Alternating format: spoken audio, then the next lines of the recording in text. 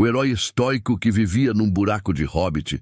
E se eu te dissesse que uma das maiores lições de resiliência e força mental não está em um antigo pergaminho romano, mas na jornada de um pequeno hobbit? Frodo Bolseiro, de O Senhor dos Anéis, enfrentou um mal que queria dominar o mundo, mas a sua verdadeira batalha, a mais difícil, foi travada aqui dentro, aponta para a própria mente. E as armas que ele usou são as mesmas que os grandes filósofos estoicos nos ensinaram há mais de 2000 anos. Hoje vamos desvendar como a jornada de Frodo para destruir o Um Anel é uma aula magna sobre o estoicismo na prática. E você vai perceber que tem mais em comum com ele do que imagina. Fique comigo. O chamado ao dever. Pense no início de tudo.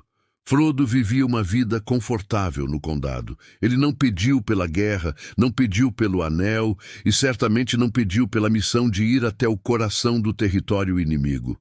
O filósofo estoico Epiteto nos deu a ferramenta mais poderosa para a paz de espírito, a dicotomia do controle.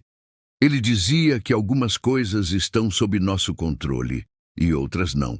Estão sob nosso controle nossas opiniões, nossos impulsos, nossos desejos.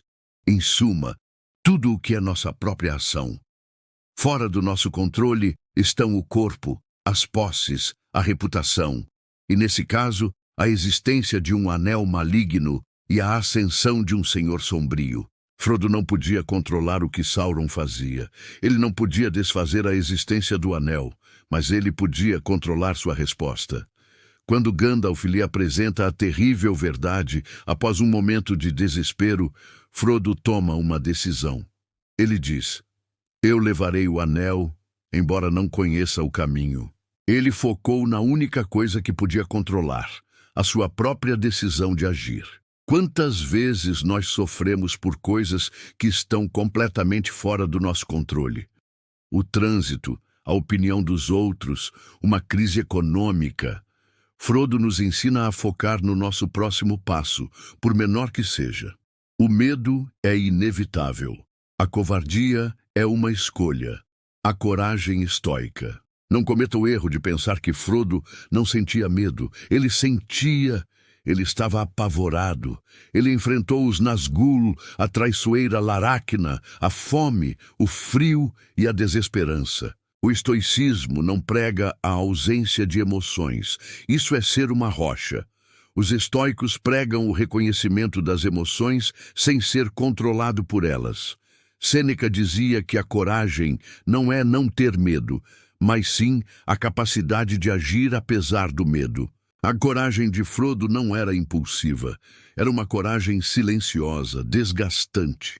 A cada passo em direção a Mordor, ele escolhia a ação virtuosa, cumprir seu dever, em vez de se render ao medo paralisante. Ele nos mostra que a verdadeira bravura é levantar-se mais uma vez, mesmo quando suas pernas tremem. O fardo do anel. O obstáculo é o caminho. Agora vamos falar do anel. Ele é mais do que um objeto mágico. O anel é o fardo.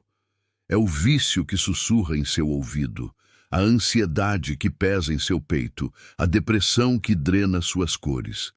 É a representação de todos os nossos maiores obstáculos internos e externos. E aqui encontramos uma das mais famosas frases do imperador estoico Marco Aurélio: "O impedimento à ação avança à ação. O que está no caminho torna-se o caminho."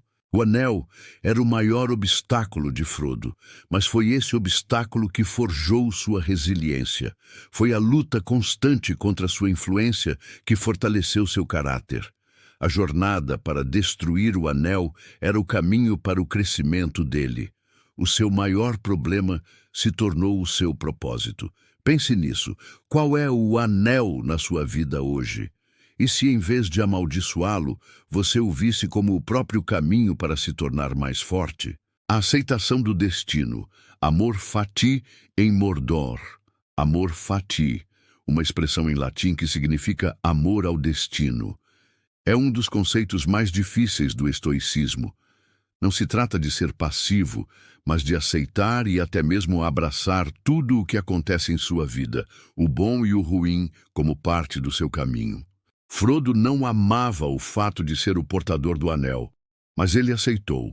Ele entendeu que aquele era o seu papel, o seu fardo a carregar. Em vez de gastar energia se lamentando ele canalizou essa energia para a jornada. Ele aceitou a realidade de sua situação e agiu dentro dela, pelo bem maior. Essa é a aceitação estoica em sua forma mais pura. Não lutar contra a realidade, mas trabalhar com ela. A sua jornada. Conclusão. Frodo Bolseiro não era um semideus ou um rei.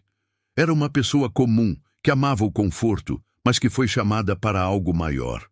E usando princípios que hoje chamamos de estoicos, ele resistiu. Ele nos mostrou que a força não vem da ausência de dor ou medo, mas da decisão de continuar um passo de cada vez, focado no que podemos controlar. A jornada dele é um lembrete de que todos nós carregamos nossos próprios anéis, nossos próprios fardos, e todos nós temos dentro de nós a capacidade de ser um herói estoico na nossa própria história.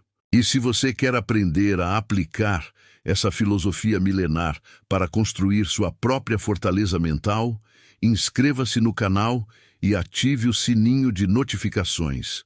Junte-se à nossa comunidade de estoicos modernos que buscam uma vida de virtude, resiliência e propósito.